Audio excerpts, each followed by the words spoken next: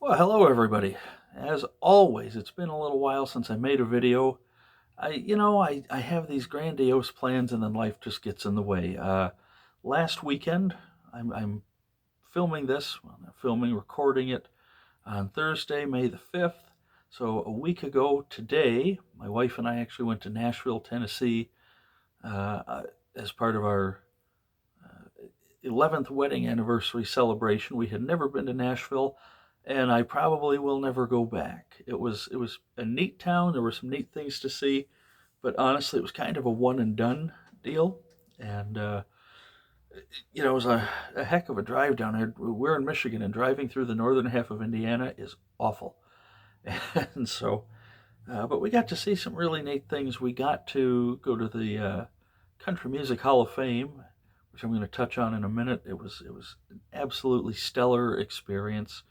We got to we went to the zoo for a light night. They had some an evening show going on that was really cool.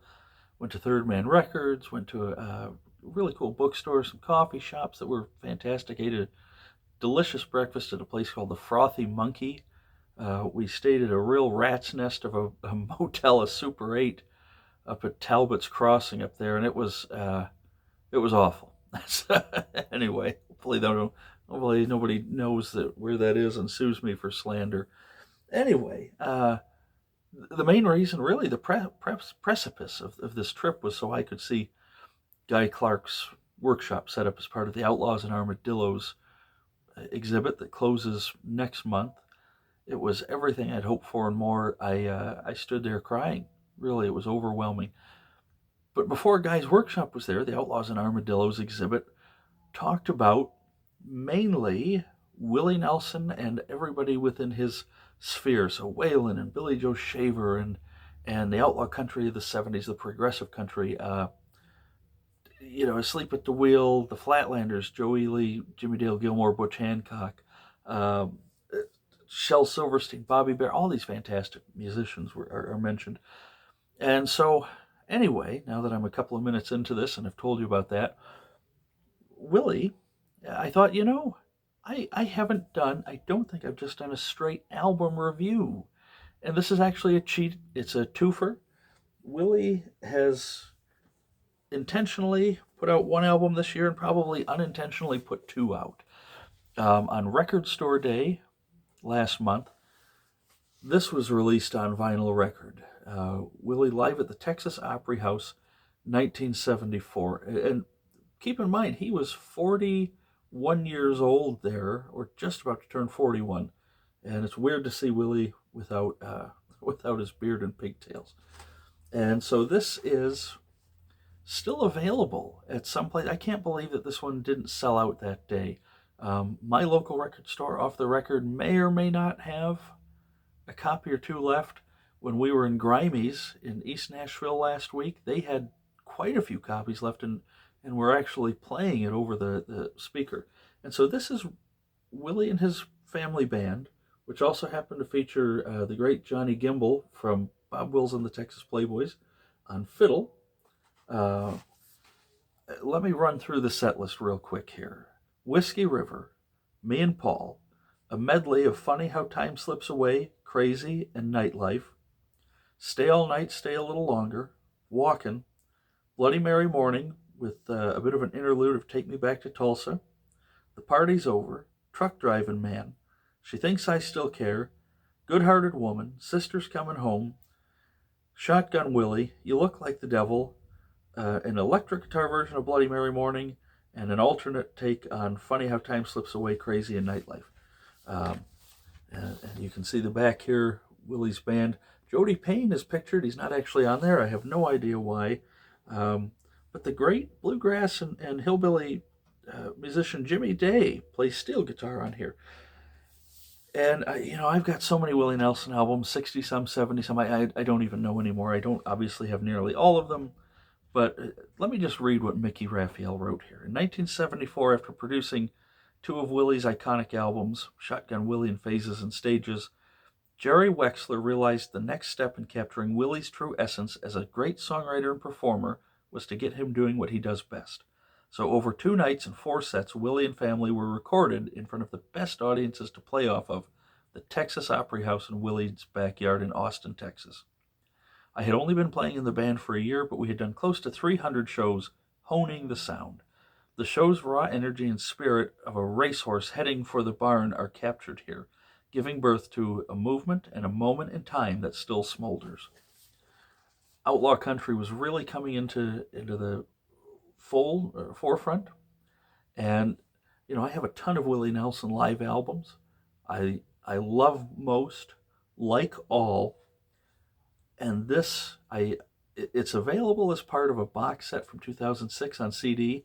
There were unofficial, not necessarily bootleg, but unofficial recordings of this on vinyl years ago.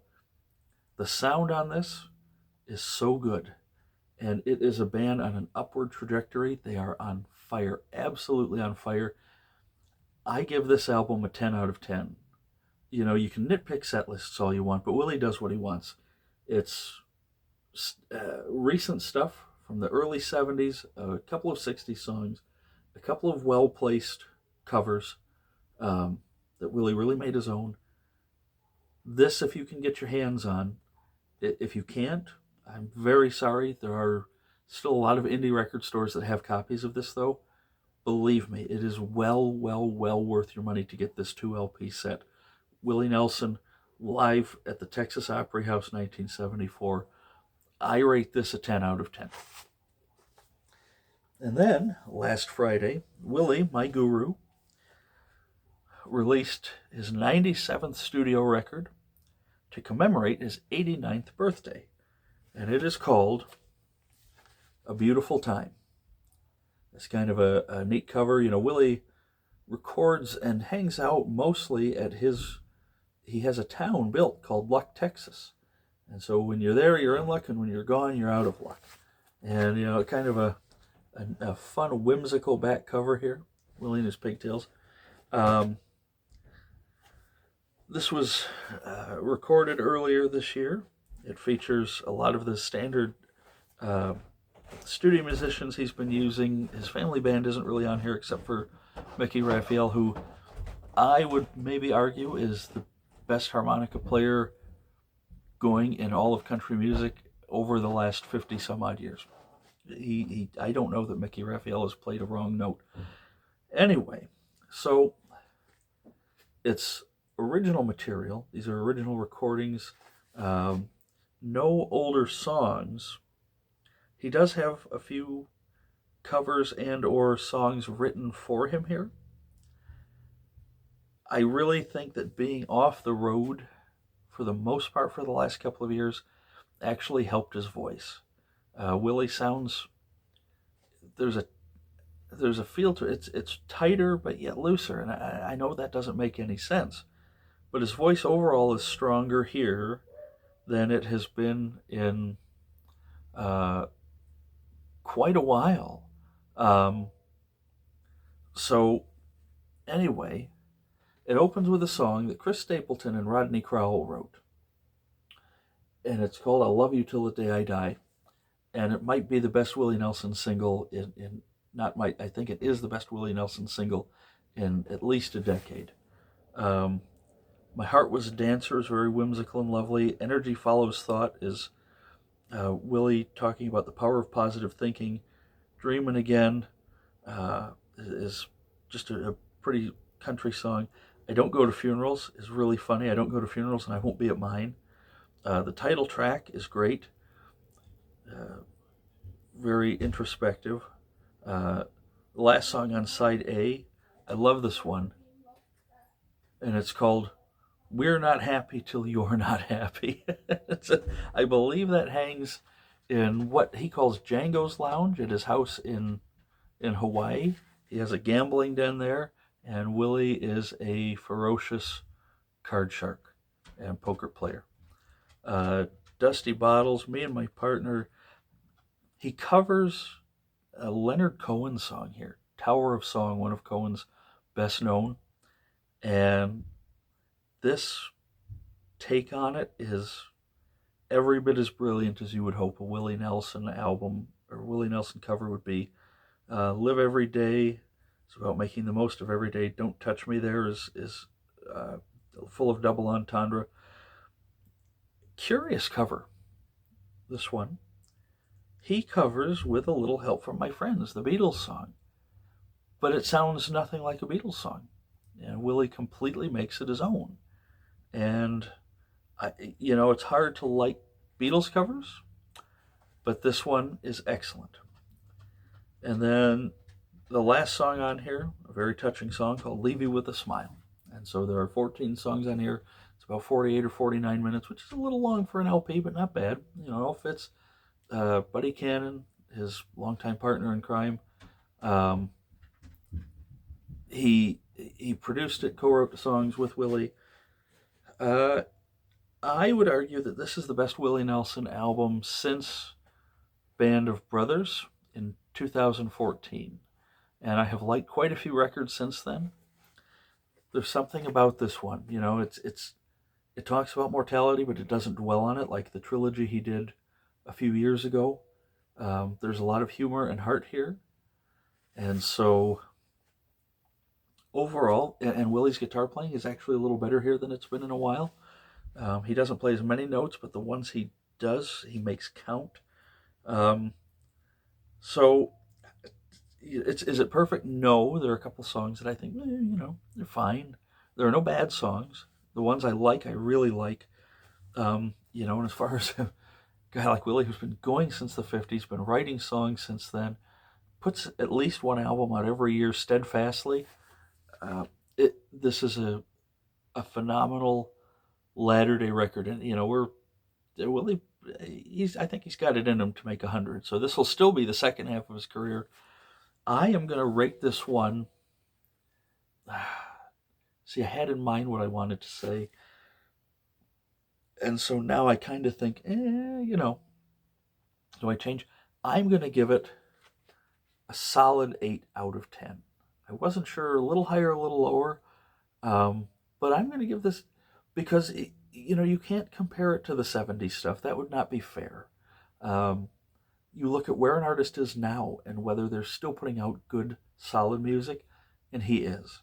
So I would give this a good, solid 8 out of 10. I would highly recommend it if you're a Willie Nelson fan. Probably not the first album you want to introduce somebody to his music with. However, if you're even a casual fan, there is a lot here to like. So anyway, there's my sort of cheating two for one. And when you talk about Texas music, you have to have Texas beer. Well, you don't have to, but I do. So I raise my bottle of Shinerbach to Willie Nelson and everybody that plays with him on those albums. These are two of my favorite purchases this year. Like I say, the live record is my favorite live Willie Nelson record. And then that is such a strong latter-day album, absolutely. I'll put it up here, one more time. I keep switching sides, I know. Willie Nelson, A Beautiful Time. So here's to all you guys. Here's to Willie. And so thank you very much for your kind attention. If you have bought these, please let me know what your comments are. And if this video inspires you to go listen to them, please let me know what you think. So take care, everyone.